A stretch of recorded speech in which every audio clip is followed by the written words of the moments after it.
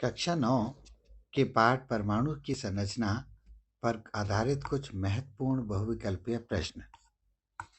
प्रश्न नंबर 1 में लिखा है परमाणु के मौलिक कण हैं। परमाणु में 3 मौलिक कण पाए जाते हैं जिनका नाम है इलेक्ट्रॉन, प्रोटॉन और न्यूट्रॉन।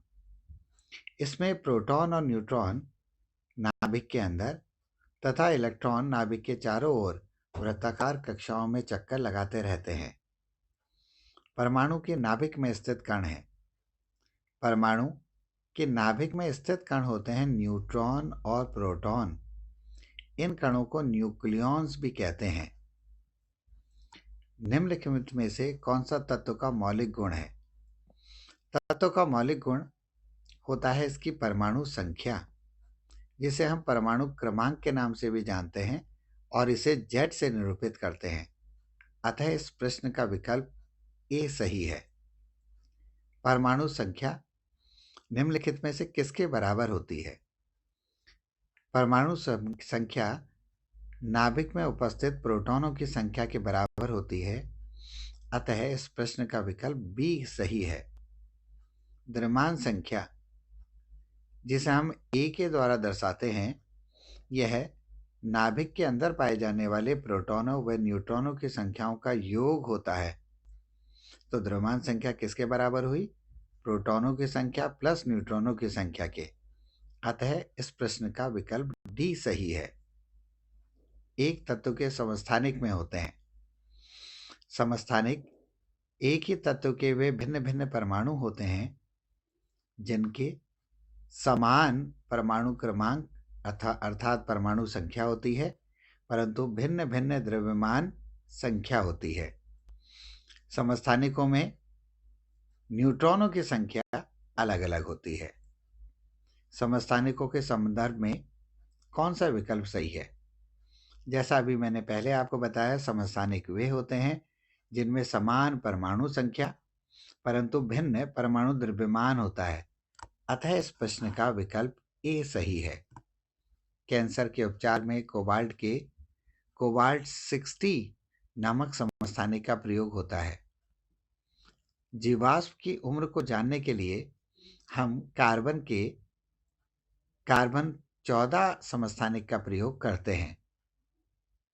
निम्नलिखित में से किस कक्षा में इलेक्ट्रॉनों की अधिकतम संख्या 18 है? किसी भी कक्षा में इलेक्ट्रॉनों की संख्या ज्ञात करने का सूत्र है 2n², जहां n कक्षाओं की संख्या है। प्रथम कक्षा, जिसे K कक्षा कहते हैं, उसमें अधिकतम 2 इलेक्ट्रॉन। L कक्षा, जो द्वितीय कक्षा होती है, उसमें अधिकतम 8 इलेक्ट्रॉन। और M कक्षा, जो तृतीय कक्षा है, उसमें अधिकतम 18 इलेक्ट्रॉन। और N कक्षा, जो चतुर्थ कक्षा है, उसमें अधिकतम 32 इलेक्ट्रॉन उपस्थित हो सकते हैं। क्योंकि इसमें पूछा गया है कि किस कक्ष में इलेक्ट्रॉनों की अधिकतम संख्या 18 है, तो वह तृतीय कक्ष यानी कि L है, यानी कि M है। अर्थात इस प्रश्न का सही विकल्प सी होगा। किसी परमाणु में 17 प्रोटॉन और 20 न्यूट्रॉन है, तो उस परमाणु में इलेक्ट्रॉनों की संख्या कितनी होती है? किसी परमाणु में इलेक्ट्रॉनों और प्रोटॉनों की संख्या बराबर होती है। इसी कारण परमाणु उदासीन होता है। क्योंकि इस परमाणु में 17 प्रोटॉन है, इसलिए इलेक्ट्रॉनों की संख्या भी 17 ही होगी। अतः विकल्प ए सही है। परमाणु के नाभिक के नजदीक कौन सी कक्षा होती है? परमाणु के नाभिक के सबसे नजदीक के कक्षा है। प्रथम कक्षा को हम के नाम से जानते हैं, द्वितीय कक्षा को एल नाम से, तृतीय को एम से, चतुर्थ को एन से। तो परमाणु के नाभिक के सबसे नजदीक कक्षा जो है वो के कक्षा है। इलेक्ट्रॉन के आविष्कारक थे। इलेक्ट्रॉन को जे टॉमसन नामक वैज्ञानिक ने अपने कैथोड रे एक्सपेरिमेंट के द्वारा खोजा था। अतः इलेक्ट्रॉन के आविष्कारक हो गए जे टॉमसन।